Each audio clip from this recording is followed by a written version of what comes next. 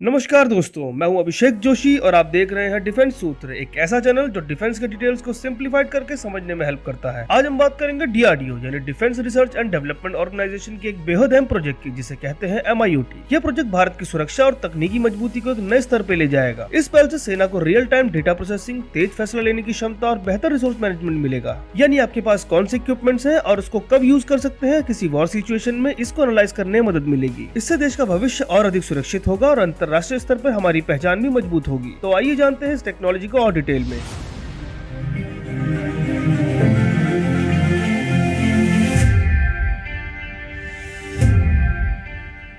तो दोस्तों, डीआरडीओ जो भारत की सबसे बड़ी रक्षा अनुसंधान संस्था है, ने मिलिट्री इंटरनेट ऑफ थिंग्स यानी एमआईओटी पे काम शुरू कर दिया है। जैसा कि आप सबने आईओटी यानी इंटरनेट ऑफ थिंग्स के बारे में आजकल कहीं ना कहीं सुना ही होगा। आईओटी एक ऐसी टेक्नोलॉजी है जिसमें हम अपने आसपास के गैजेट्स और डिवाइसेस को इंटरनेट की सहायता से एक दूसरे से जोड़ देते हैं ताकि वो आपस में डेटा शेयर करके काम कर सके। जैसे आप अपनी एलेक्सा डिवाइस को अपने एसी या लाइट से कनेक्ट कर सकते हैं और सिर्फ एक वॉइस कमांड देकर पूरी दुनिया में कहीं से भी ऑन ऑफ कर सकते हैं। इस तरह से आईओटी हमारी जिंदगी को स्मार्ट और कन्वीनियंट बनाता है। बस इसी तरह एमआईओटी काम करता है जब हम मिलिट्री के इक्विपमेंट जैसे सेंसर, ड्रोन, कोई वाहन, मिसाइल सिस्टम या सोल्जर बॉन्ड डिवाइसेस को आपस में एक उन्नत नेटवर्क और डेटा प्रोसेसिंग सिस्टम से जोड़ दें और ये सब आपस में एक दूसरे से कनेक्ट रहे। ये सारे डिवाइसेस फील्ड लेवल पर एज कंप्यूटिंग का इस्तेमाल करेंगे। एज कंप्यूटिंग का मतलब है कि डेटा वहीं प्रोसेस होगा जहां पे जनरेट हो रहा है, जिससे उसको हर टाइम अपने सेंट्रल कमांड से कनेक्टेड होने की जरूरत नहीं पड़ेगी। जैसे ही कुछ गड़बड़ी मिलेगी, बस तभी सिग्नल सेंड करेगा। इससे फैसला लेने में कम समय लगेगा और बैंडविड्थ की भी बचत होगी। इसके बाद ये डेटा सुरक्षित नेटवर्क के जरिए कमांड सेंटर तक पहुंचेगा।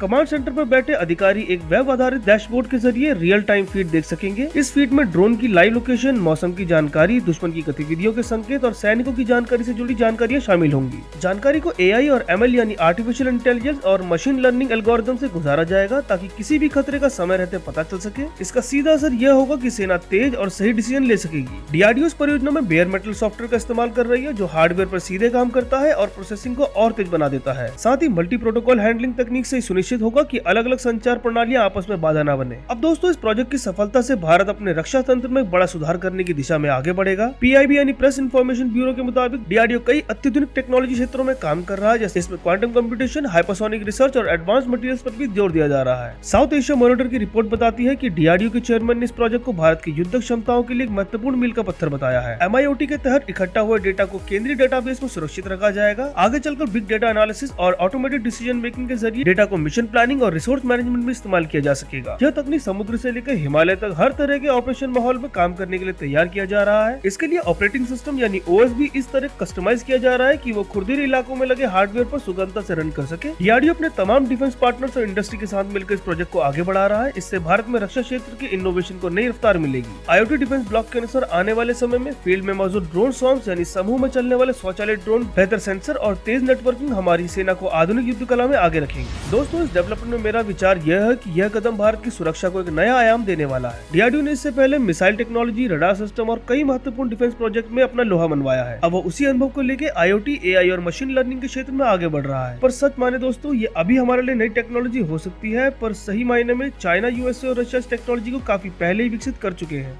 इसी इंटीग्रेशन की इफेक्टिवनेस को चेक करने के लिए ये देश वर्चुअल वॉर्स करते हैं और एआई की हेल्प से जो चीजें वॉर में पॉसिबल हो सकती है उसको सिमुलेट करके पॉसिबल मिस्टेक्स को समझते हुए अपनी रियल आर्मी के डिप्लॉयमेंट में उसको यूज करते हैं, ताकि जो मिस्टेक्स सिमुलेशंस में हो चुकी हैं वो एटलीस्ट रियल सिनेरियो में ना हो। इस टेक्नोलॉजी के डेवलपमेंट में अभी काफी टाइम और पैसा लगने वाला है दोस्तों, और इससे युवा शोधकर्ताओं को भी प्रेरणा मिलेगी और भारत के रिसर्च और इनोवेशन को प्रोत्साहन मिलेगा इस एमआईओटी के डेवलपमेंट में। अंतर्राष्ट्रीय स्तर पर देखा जाए तो कई बड़े देश पहले ही IoT based military system develop कर रहे हैं, लेकिन भारत इस प्रोजेक्ट के जरिए आत्मनिर्भरता की ओर तेजी से कदम बढ़ा रहा है। इससे हमारी सेनाओं को युद्ध के समय तेज और सटीक निर्णय लेने में मदद मिलेगी और आपदा या विशेष ऑपरेशनों में भी बेहतर प्रबंधन हो सकेगा। कुल मिलाकर ये प्रोजेक्ट भारत को एक नई तकनीकी बढ़त दिलाने में सहायक सिद्ध होगा, जिससे हमारी डिफेंस कैपेबिलिटीज को अंतर्राष्ट्रीय मंच पर और अधिक सम्मान मिलेगा। तो दोस्तों, वीडियो में लास्ट तक बने रहने के लिए बहुत बहुत धन्यवाद। उम्मीद करता हूँ कि आपको आज का अपडेट पसंद आया होगा, और अगर आपको ये जानकारी रोचक लगी तो वीडियो को लाइक और शेयर जरूर करें। ये नया चैनल है दोस्तों, इसलिए इस चैनल को आपके सपोर्ट की काफी जरूरत है, तो ज्यादा से ज्यादा सब्सक्राइब करें और कमेंट में बताएं कि अगला वीडियो आपको किस टॉपिक पे चाहिए। आगे भी ऐसे मजेदार और जानकारी भरे डिफेंस रिलेटेड एपिसोड आते रहेंगे। मैं हूं अभिषेक जोशी और आप देख रहे थे डिफेंस सूत्र। जय हिंद।